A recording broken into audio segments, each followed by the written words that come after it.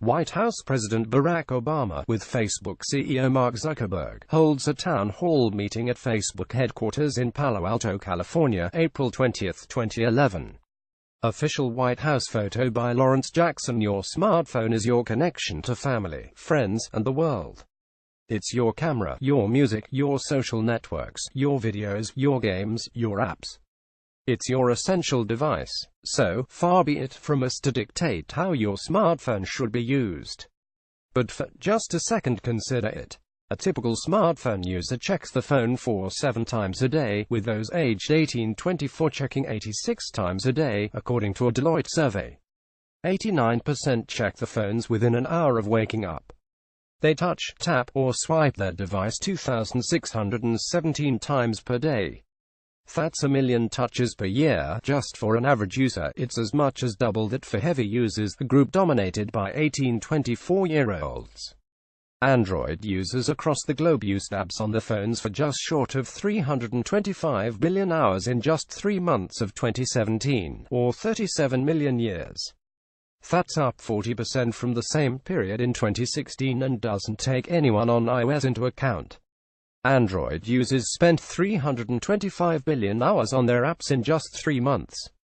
By comparison, US TV owners watch around 98 billion hours or 11.2 million years of TV, including cable and streaming services such as Netflix each quarter, mostly live broadcasts.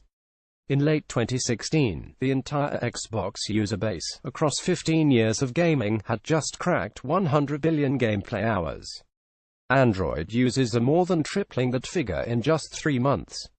While gaming is growing and TV watching has stagnated, smartphone usage is still gaining at enormous rates.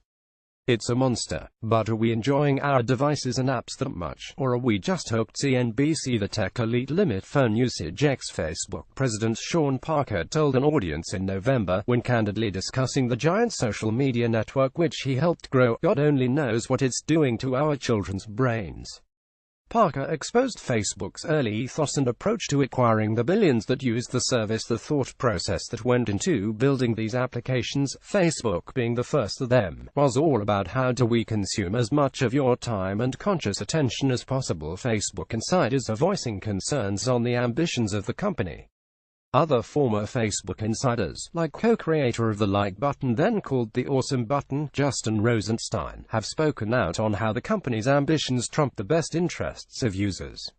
"If we only care about profit maximization, we will go rapidly into dystopia," said Rosenstein in a Guardian interview. Rosenstein also admitted to restricting or banning himself from platforms like Snapchat and Facebook.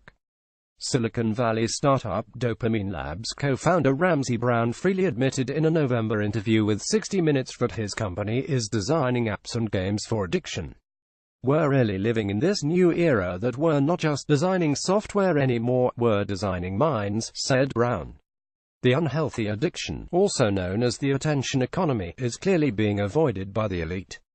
Yes, the planet got destroyed. But for a beautiful moment in time we created a lot of value for shareholders. The New Yorker pic.twitter.com 5QFZSDRWTG, Christopher Prentice Michelle at Chris Michel June 2, 2017. Both Bill Gates and Steve Jobs, the men who created the hardware and software that lead us to this point, professed to limiting the hours the children spent with devices. Jobs admitted in a 2011 New York Times interview his family limited the children's technology. Gates, with wife Melinda, set limits on screen time, and didn't allow his 3 children to get a smartphone until they were 14. The tech elite who school their children in Silicon Valley send their children to specialty low-tech schools, such as Waldorf or Steiner schools, or Brightworks School, where children learn creativity, not coding. iPhones, iPads and laptops are banned. If engineers, creators, and leaders working to limit screen time and social network access isn't enough to give you pause, what about the studies which look at what happens to us when hooked to our devices? Wired how smartphones affect us. We're distracted. In a University of Texas study, cognition capacity for test students got lower if a smartphone was even nearby, even when the device was completely off. In fact, the closer a phone was to a student, the worse the result, with best results when students had the phone in a completely separate room. Our relationships appear to be damaged by smartphone necessity. A study published in the journal Psychology of Popular Media Culture found college students that with smartphone dependency show much more relationship uncertainty. On the flip side, those who saw a perceived smartphone dependency by the partners were less satisfied in the relationship. Our relationships are suffering at the hands of our smartphone dependency. A well-cited study by the National Safety Council points to more than 27% of all car crashes in America are likely caused by cell phone use, talking, texting, or usage of a smartphone for navigation, music, and so on. The NSC created this estimate believing cell phone-related crashes are underreported. San Diego State University psychologist Jean Twenge stated that rates of teen depression and suicide have skyrocketed since 2011, citing research that found teenagers in 8th grade, who attest to frequently using social media, increase the risk of depression by 27%. Rates of teen depression and suicide have skyrocketed since 2011. Those that regularly engage in sports, do their homework, or even go to religious services more than the average teenager, cut the risk significantly. But according to Monitoring the Future, teens are getting less sleep, driving less, dating less, playing less sport, aren't seeing the friends outside of school, and are more likely to feel lonely. When we try to sleep, our phones may be stopping us from getting quality shut-eye.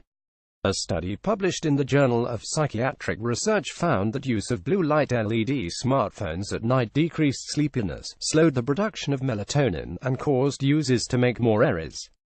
It was serious enough for Apple to introduce Night Shift in iOS 9.3 back in March 2016. Following both the science and the emergence of apps like F.Lux, and Android makers followed suit.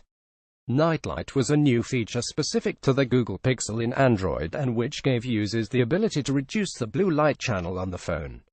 While this feature was very useful for, a huge Harvard study looked at the health of heavy smartphone users, following 25,000 US teens, and found 20% spent more than 5 hours a day in front of screens. This set of young adults were 43% more likely to be obese, and had double the chance of being both sleep-deprived and not getting enough exercise, when compared with those that spent less time on the phones. It gets worse. Were more distracted, sleeping less, and feeling empty, lonely, or worse, suicidal. Teen suicides now outnumber homicides, and that's not because homicides are falling. Twenge pointed out more device usage is positively correlated with suicide risk factors.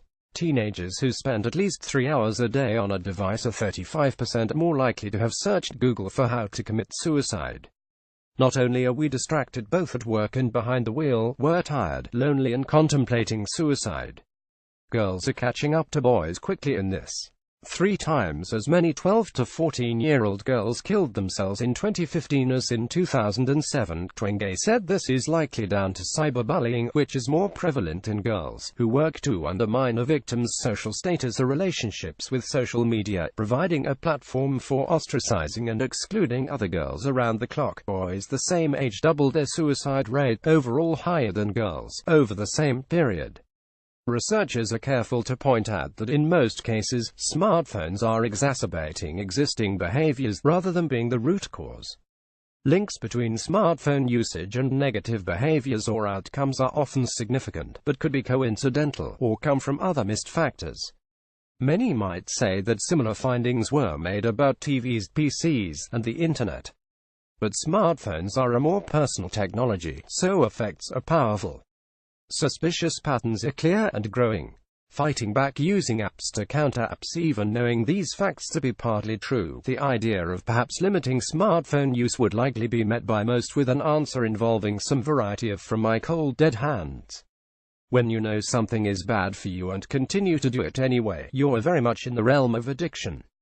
We're beginning to be more conscious of our behavior in 2 recent studies, including the 2017 Global Mobile Consumer Survey. 47% of adult Americans said they were making a conscious effort to reduce or limit the duration or frequency of smartphone use.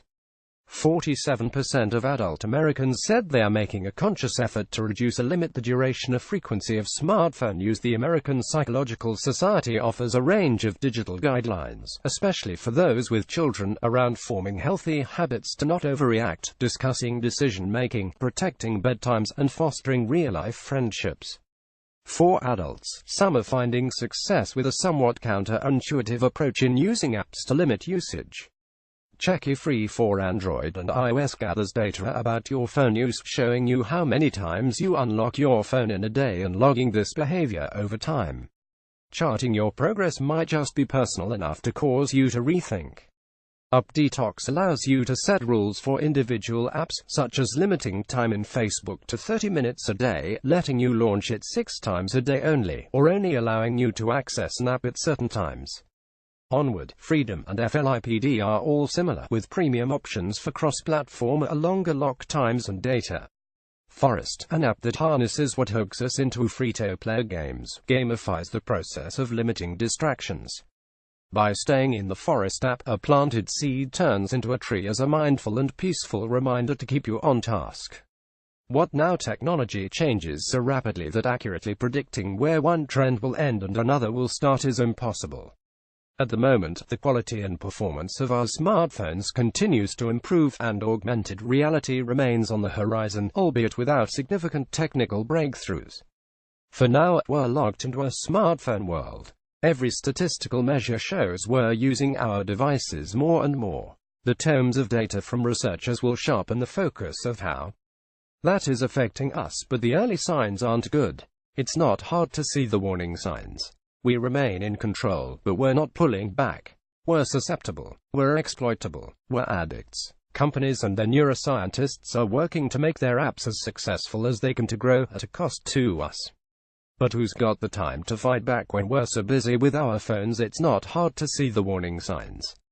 We remain in control, but we're not pulling back.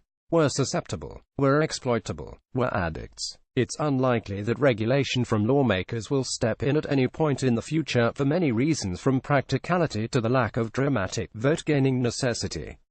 That means it's down to the very tech corporations that have us hooked, or maybe a new disruptor, but they aren't looking very likely these days.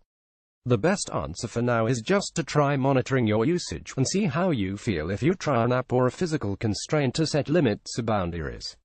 Like any addiction, weaning yourself off your phone is not going to be easy, so if you're interested in limiting your usage, take it slow, set achievable goals, and be honest with yourself.